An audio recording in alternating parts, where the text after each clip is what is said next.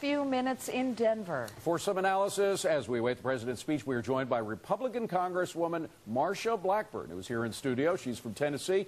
And Dow Jones Newswire's columnist Al Lewis is out, I believe, in Denver today. Good to see you as well. Good to see you. Thanks for being here in person. Good to be with you. What do you think is going to happen? Eventually, are we going to find that we have no way of paying for all this and we're going to have to print a lot of money and create a lot of inflation? Well, of course, that is the big fear, is when does the debt market lose their appetite for our debt? When do they lose their trust in our ability to pay it back? And we're at $10.7 trillion now. Basically, what we've seen happen, 2007, another $1 trillion on the debt. Same for 2008. Now, since this year, the Democrats already are at $2.2 trillion in deficit. We have not done the omnibus yet. We are hearing that the president is going to ask for a foreclosure mitigation program, which is going to be another $100 billion or so. So all of this is adding to it, and we may end up with a $14 trillion debt before the year is over. And people are very, very concerned. Let me just put it fine. You said how much of a debt? I think it could be as high as $14 trillion by the time we finish this year. We're at 10.7 now. Al Lewis, let's bring you into the conversation here. All eyes will be on Denver, certainly, as this bill, this massive spending bill, is going to be signed there. There are so many naysayers that have come out of every corner now, which always leads some to wonder, well, maybe there is someone out there who believes that this thing might work in some way, shape, or form. What do you think?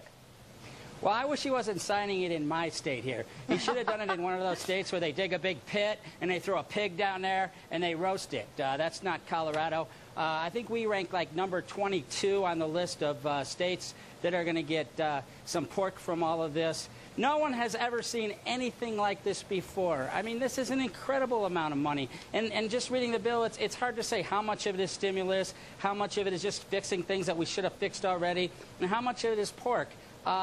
You know, this is a wait-and-see thing, and it's really dangerous. And as you've noted here on the show, the markets are scared. I think the people are scared. And this is like a 5-year adjustable rate mortgage, right? What happens when interest rates go up? I mean, this could clobber us later. Congressman, I'm always wary of using raw figures because inflation over time changes what figures really mean. But when you look at the deficit as a percent of GDP, we're looking at a deficit of somewhere over 12% of GDP, maybe even 14%. Right. We haven't had those kind of figures since World War II. So this is a World War II type of legislation. Was it needed? Are we in the same kind of worldwide emergency, financial emergency we were back then? Right, and you're exactly right. Looking at those percentages is what we ought to be doing, because it is there at a very high percentage. The overall government spending is going to top 20, maybe even more by the time we get through all of this stimulus spending this year. It is going to be at its highest levels. Those are givens. Now, what we have to do, as Al was saying, we're kind of in uncharted territory here, and there is a lot of wait and see. And what we're hoping is that people will say, all right, the best economic stimulus is a job.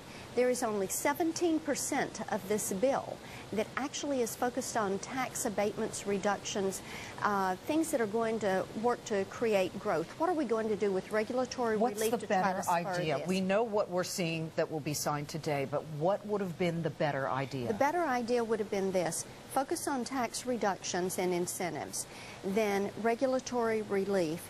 Make certain that you do some things like withholding forgiveness for a 3-month period of time, or my bill that would have let everybody deduct all of their state income and state sales taxes, and then not let all this money immediately. You've got 9% of this bill that will be spent in 2009. We should have voted that and then come back in 10 to vote that money and do it all in tranches rather than all at one time, because the worries of inflation, the worries that we have of getting that much money out in the marketplace, not being able to repay that debt, they are real worries. People are taking that wait-and-see attitude, and we need stimulus that is targeted, temporary, and will create jobs now. Marsha Blackburn, Al Lewis, thank you both for being here. Appreciate it.